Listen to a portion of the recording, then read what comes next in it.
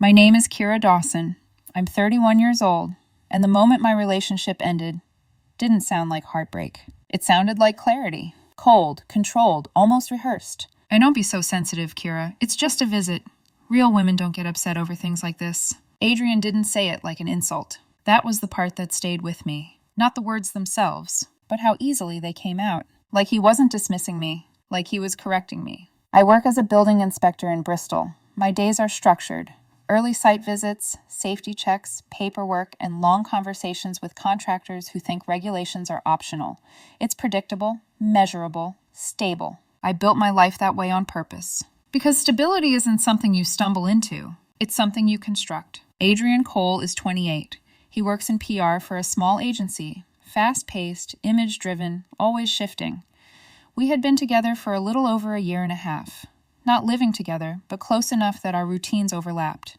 Weekends, weeknights, shared groceries, shared space. From the outside, it looked like balance. But balance only works when both sides respect the weight they're carrying. The problem didn't start with something dramatic. It started small. The kind of small you tell yourself not to overthink. A few weeks ago, Adrian mentioned casually that he was going to stop by his ex-girlfriend Chloe's flat after work. Just to pick up a jacket he left there. The way he said it, it wasn't careless. It was deliberate, like he was watching me while saying it, waiting. I asked why she still had his jacket, and why he couldn't just meet her somewhere public. A cafe, somewhere neutral. He rolled his eyes. Not annoyed, practiced. Like he had done this before. It's not a big deal, Kira. You're being dramatic. She lives on my way home. Then that slight smirk. The one that always felt like a challenge. You're too sensitive. Real women don't get upset about stuff like that. I didn't argue. That was the moment something shifted. Because once someone labels your discomfort as weakness, you're no longer having a conversation. You're negotiating your right to feel anything at all. And I wasn't interested in negotiating, so I did something unexpected. I agreed. Adrian went to Chloe's flat that Thursday. He texted me at 18:12. Heading there now, like it was harmless. Like I was supposed to laugh with him. I sent a thumbs up. No follow-up. No questions. No emotion. He came over later that night around 10. I noticed it immediately. The smell. Her perfume. Subtle, but distinct. The kind you don't mistake. I didn't say anything. He kicked off his shoes, dropped his bag, and glanced at me. Why are you being so quiet? I'm not, I said, just tired. Which was true. I had spent the entire day arguing with a contractor trying to bypass a safety requirement. Compared to that, this felt simple. Either I trusted what he was doing, or I didn't. And if I didn't, then my actions had to reflect that. He pushed again. You're clearly sulking. This is exactly what I meant. You're too sensitive. I looked at him. Calm, measured. Did you stay long? He shrugged. We had a drink, caught up. Like I should be impressed. Like maturity meant sitting comfortably in situations that blurred boundaries. Why did picking up a jacket require drinks? I asked. His expression sharpened instantly. Because adults can have civil relationships with their exes. You know what's unattractive? Insecurity. Then he repeated it. Slower this time. Real women don't get upset when their boyfriend spends time with his ex. That was the moment. Not because it hurt. Because it clarified everything. He wasn't asking for trust. He was demanding that I suppress discomfort to prove something about myself. That's not trust. That's performance. So I leaned into it. You're right, I said. His expression shifted slightly. Surprise, not relief. I don't want to be that kind of girlfriend, I continued. The one who questions everything. If you're comfortable there, that's fine. He studied me for a second. Good, he said. I don't want someone controlling. You don't have one, I replied. And from that moment, I stopped behaving like one. Completely. The next evening, Adrian texted me around 7 o'clock. Can I come over? Normally, I would have said yes without thinking. My flat had become a default space for us. Unspoken, automatic. Access wasn't something he asked for. It was something he assumed. That night, I didn't follow the pattern. I have plans, I replied. There was a pause. Then almost immediately, what plans? I could picture his expression without seeing it. Slightly narrowed eyes. That quick shift from casual to investigative. I'm meeting a friend for a drink. That part wasn't strategic. It was true. A colleague from work. Someone I'd been meaning to catch up with for weeks. But the reaction, that was the interesting part. Who? Where? Since when? The questions came in rapid succession, like he was trying to catch something before it slipped past him. I stared at the screen for a second, then typed slowly. Adults can have spontaneous plans without it being suspicious, Adrian. The typing bubble appeared, disappeared. Then came the message. "You're being petty." I didn't respond, because the word itself told me everything. Not confused, not curious, not concerned. Petty, which meant he understood exactly what I was doing. He just didn't like being on the receiving end of it. I met my colleague, had a drink, and didn't check my phone once. When I got back, there were 3 missed calls. 2 messages. "Are you seriously ignoring me?" This isn't funny." I read them, put my phone down, and went to bed. At 21:07, there was a knock on my door. Not soft, not hesitant. 2 sharp knocks. Then the handle moved. Once, twice, like he expected it to open, like it always did. I walked over slowly and opened the door. Adrian stood there, jaw tight, phone still in his hand. "What are you doing?" he asked, already stepping forward. I didn't move aside. He stopped, just slightly, enough to notice. "I thought we should reset a few things," I said calmly. He let out a short laugh, sharp, dismissive. This is about Chloe, isn't it? You're still sulking." "I'm not upset," I said. That part was true. "I'm adjusting." His expression shifted again. Confusion this time. "What does that even mean?" "It means," I continued, "if we're the kind of couple that doesn't owe each other explanations, then that applies both ways." He blinked. "Processing." "And it also means," I added, "we don't default to shared space whenever it's convenient." He stared at me, then tried to step past me again. I stayed exactly where I was. "This is my flat," I said quietly. "And tonight I'm not having company." That's when the tone changed. Not gradually. Instantly. "You're being dramatic," he snapped. Then, a second later, controlling. And then, childish. The words came faster now, less measured, less composed. I didn't raise my voice. Didn't react. Just watched. "Would you prefer I act unbothered?" I asked. He frowned. "What?" "You said real women don't get upset," I continued. "This is what that looks like. No questions, no arguments, no emotional investment." His mouth opened slightly, closed again, like he didn't have a response ready for this version of me. For a second, he just stood there, looking at me like I was someone else. Then he scoffed. "Fine, I'll go somewhere I'm actually wanted." I nodded once. "Okay," and I closed the door. The silence after that was immediate. Clean. But it didn't last long. By the time I walked back into the kitchen, my phone was already buzzing. 1 message. Then 3. Then 5. A missed call. Another. The first message, "This is ridiculous." The second, "You're punishing me for having a life." The third, "You're insecure. You're proving my point." I read them once. No emotion. No reaction. Then placed my phone face down on the counter. He called again. I let it ring and ring until it stopped. Then another message came through. Longer this time. "I told my flatmate I was staying with you. Do you have any idea how embarrassing this is?" That one made me pause. Not because of what it said, because of what it implied. That access to me, my space, my time, was something he was entitled to. Pre-approved. Guaranteed. I picked up my phone. Typed 1 message. "I'm not upset. I'm stepping back. You said real women don't get bothered. I'm not bothered." Sent. His reply came almost instantly. "What does that even mean?" I didn't answer. Instead, I opened my contacts, scrolled, found his name, and blocked it. Not out of anger, not as a reaction, but as a decision. If independence meant no accountability, then I would remove myself from the cycle entirely. No arguments, no explanations, no late-night conversations where everything gets twisted into something else. Just silence. I blocked him on messaging apps, then social media. Not to hurt him, to create distance. Clean. Complete. That night, I slept better than I had in weeks. The next morning, there were emails. 3 of them. Subject lines. "Wow, you're unbelievable." And then a longer one. That's when I realized something. He wasn't furious because I was upset. He was furious because I wasn't. I read the emails once, calmly, then archived them. The tone shifted with each one. The first was angry. He called me immature, said blocking people was what teenagers did. Said I was manufacturing drama because I couldn't handle the fact that he had a past. The second was colder. He said he genuinely didn't understand what he had done that was so wrong.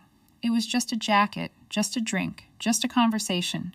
He kept reducing it, shrinking it down, cutting pieces off it until it sounded too small to justify any reaction at all. What he never mentioned, not once, was the part that mattered. The smirk, the dismissal, the real women comment. That had already been erased from his version of events. By midday, he tried calling from another number. I let it ring. A minute later, another email arrived. "I know you saw that. That was the first moment I felt even the faintest flicker of doubt. Not about ending it, about whether I should make it formal. Because silence can be misread, not by people who are paying attention, but by people who are invested in misunderstanding it. So I sent one final email. Short, clear, clean. I'm not angry. I'm not trying to control you. You're free to spend time wherever you like. I'm choosing not to stay in a relationship where my discomfort is reframed as weakness. I wish you well. I read it once before sending. No extra sentence. No softening. No invitation to continue the conversation. Then I blocked his email too. An hour later, my building concierge called upstairs. There's a man down here asking to come up, he said. Adrian Cole? I looked out the window before answering. He was standing near the entrance with his hands in his coat pockets, pacing half a step forward and back, like he was trying to look composed for an audience that didn't exist. Yes, I said. Would you like me to send him up? No. A short pause. Everything all right?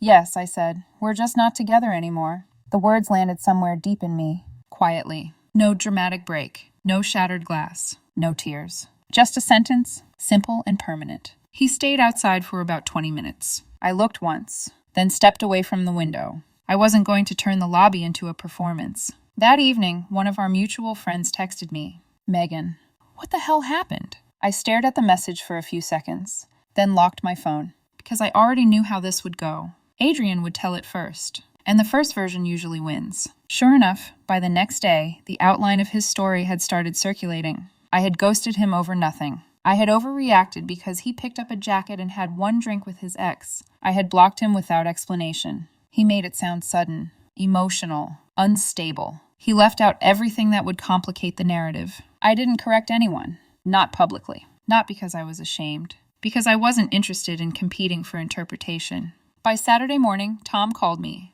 Tom had known Adrian longer than he'd known me, which made his silence at first feel more meaningful than any immediate defense would have. He's saying you locked him out and refused to talk, Tom said. That part is accurate, I replied. A short silence. Is there more to it? Yes, so I told him. Not the whole relationship. Not every irritation. Just the point of fracture. Chloe. The flat. The drink. The comment. The way Adrian said I was too sensitive. The way he used real women like a measuring stick. The way every attempt at expressing discomfort had been recast as a flaw in me instead of something worth discussing. Tom was quiet for a moment. Then he exhaled softly. That sounds like Adrian, he said. I didn't answer. Not cruel exactly, he added. More like competitive, like everything's some kind of test. That word stayed with me. Test. Because that was exactly what it had felt like. Not a misunderstanding. Not a disagreement. A test. If I objected, I failed because I was insecure. If I stayed calm, I passed, but only if I stayed invested, available, and easy to manage. The only move that didn't feed the structure was refusing to play at all. That afternoon, Adrian tried one more method. He emailed my work account. That irritated me more than anything before it. Work is separate. I keep it that way intentionally. My job is where I think clearly, where outcomes are measurable, where emotional manipulation has no place. His message was longer than the others. He said he couldn't believe I would throw away nearly 2 years over pride, said I was proving him right about women being emotionally reactive underneath the surface, said adults talk things through instead of disappearing. I read the email twice, not because it moved me, because I wanted to make sure I answered the part that mattered and nothing else. So I replied once. This is not about pride. You told me how you define strength. I'm behaving accordingly. I do not accept being mocked for expressing discomfort. Do not contact me at work again. Then I blocked that address too. An hour later, Tom sent me another message. He wants to know if you're really ending it. I looked at the screen, then typed, yes, that was it, one word. And somehow, according to Tom later, that was the moment Adrian stopped sounding angry and started sounding rattled. By Sunday evening, the tone changed completely. He wasn't sending messages through friends anymore. He was waiting outside my gym. Not inside. Outside, near the entrance, leaning against the brick wall with his arms folded like he'd arranged himself there carefully. When he saw me, he straightened immediately. He didn't look angry. He looked controlled, which was somehow more exhausting. We need to talk like adults, he said. I adjusted the strap on my bag and kept my voice even. We already did. No, he said. You overreacted and escalated. That's not the same thing. I studied his face. Same composure. Same certainty. But there was something new under it now. Strain. I didn't yell, I said. I didn't insult you. I didn't interrogate you. I stepped back. That's not stepping back, he snapped. That's disappearing. There's a difference, I said, between discussing boundaries and being told that having them makes me weak. He rolled his eyes. But this time it looked forced. The real issue, he said, is that you can't handle competition. The word hung there for a second. Ugly, revealing. I said nothing. He pushed on. Chloe was part of my life before you. You need to grow up. I looked at him steadily. Are you planning to keep spending time alone at her flat? He hesitated. Barely. Less than a second. But I saw it. Then he lifted his chin. I'm not cutting people off because you're uncomfortable. That was enough. We had arrived exactly where I knew we would. No apology. No acknowledgement. No understanding. Just the same demand in different language. Accept it, quietly, or be the problem. I nodded once. Then we're aligned, I said. You value that freedom. I value not being in that position. There's nothing left to discuss. His expression hardened. So that's it? You're throwing away something good because you need to win? I almost laughed at that. Win. As if leaving was some strategic move in a game he still thought we were playing. Compromise, he said quickly, sensing the distance widening. That's what adults do. Compromise, I said, would have looked like meeting her in public, or acknowledging that the situation might reasonably bother your partner. What you wanted was immunity. His jaw tightened. You're punishing me by acting detached. No, I said, I'm removing myself. Then I stepped around him and started toward the car park. Behind me, his voice sharpened. This is not how adults handle conflict. I stopped, turned halfway, and said quietly, adults also don't mock their partners for expressing boundaries. Then I got in my car and left. That should have been the end of it. There was no ambiguity left after that. No mixed signals. No emotional fog. We wanted different things, and more importantly, we defined respect differently. But on Tuesday evening, a handwritten letter arrived. No return address. Just my name on the envelope in Adrian's handwriting. I held it for a moment before opening it. Part of me almost threw it away unopened. But curiosity has a way of disguising itself as caution. Inside, the tone had changed again. Softer. More wounded. He wrote that he felt blindsided. That he thought I was stronger than this. That he had always admired how calm I usually was, and didn't expect me to shut down over something so small. That phrase again. Something so small. There it was. Even an apology, or whatever version of apology this was, he still needed to frame my reaction as fragility, as collapse, as proof that I was somehow less than the version of woman he respected. Then came the part that clarified everything. He wrote that if I had trusted him completely, none of this would have happened. I sat with that sentence for a long time. Not angry, not hurt, just still, because there it was in plain language. Trust, in his definition, meant unconditional tolerance. No discomfort, no negotiation, no pushback. If I had just accepted whatever made him comfortable, we would still be together. And suddenly, more than ever, I understood that Chloe had never really been the point. I sat at the kitchen table with the letter in my hands for about 10 minutes, not rereading it, just holding it. Because once you see something clearly, there's a quiet moment where your mind tries to check if you've missed anything, if there's another interpretation, a softer version, a way to make it less final. There wasn't. It had never been about Chloe. Not really. If it hadn't been her flat, it would have been something else. A work event. A male colleague. A situation designed just ambiguous enough to test my reaction. And the outcome would have always been the same. If I questioned it, I was insecure. If I accepted it, I was strong. But only if I accepted it without changing anything else. Still available. Still invested. Still easy to access. That was the part that mattered. Not trust. Control. I folded the letter once. Then set it aside. And instead of replying, I stood up and walked into the bedroom. There were still a few of Adrian's things at my flat. A spare shirt draped over the back of a chair. A pair of trainers near the door. A toothbrush in the bathroom that had slowly become permanent without either of us acknowledging it. Small things. Ordinary things. The kind that quietly turn a place into shared space. I gathered them without rushing. No hesitation. No second guessing. Just methodical. The same way I approach work. Item by item. Sorted. Packed. Contained. I found a medium-sized box in the storage cupboard and placed everything inside neatly. Folded where it needed to be folded. Clean, organized, final. No note. No explanation. Because anything written would invite interpretation. And I was done being interpreted. The next morning, I carried the box downstairs to the concierge. He looked at the label. Adrian Cole, he asked. Yes, I said. I'll let him know it's here. Thank you. That was it. No message sent. No call made. Just logistics. By the time Adrian came to collect it later that day, I wasn't there. But the concierge told me what happened. He said Adrian stood in the lobby for a few minutes after receiving the box. Didn't open it immediately. Just looked at the label, at my handwriting, like he expected something else to be attached. A note, an explanation, a crack in the decision. There wasn't one. That evening, I received one final email from a new address. Short, tighter than the others. Hi, you're cold, Kira. You just flipped a switch without warning. Healthy relationships require communication, not ultimatums. I read it once, then closed the tab, because there was nothing new in it. The same pattern. I was extreme. I was dramatic. I had overreacted to something small. According to him, I had weaponized silence. But silence wasn't a weapon. It was the only space where his reframing couldn't reach me. If I responded, even once, we would be back inside the same loop. Tone, strength, sensitivity. Whether I was enough of the kind of woman he respected. And I wasn't interested in being evaluated anymore. So I chose not to engage. Completely. By the end of that week, our mutual friends stopped trying to mediate. The version that settled was simple. We had different expectations, which was true. Adrian wanted a partner who wouldn't flinch, no matter the context. Someone who would prove her confidence by absorbing discomfort without question. I wanted something else, something quieter, mutual, where boundaries weren't treated like weaknesses that needed correcting. It's been 3 months since then. There was no dramatic reconciliation, no late-night apology that changed everything, no accidental run-in where emotions spilled over once I stopped responding.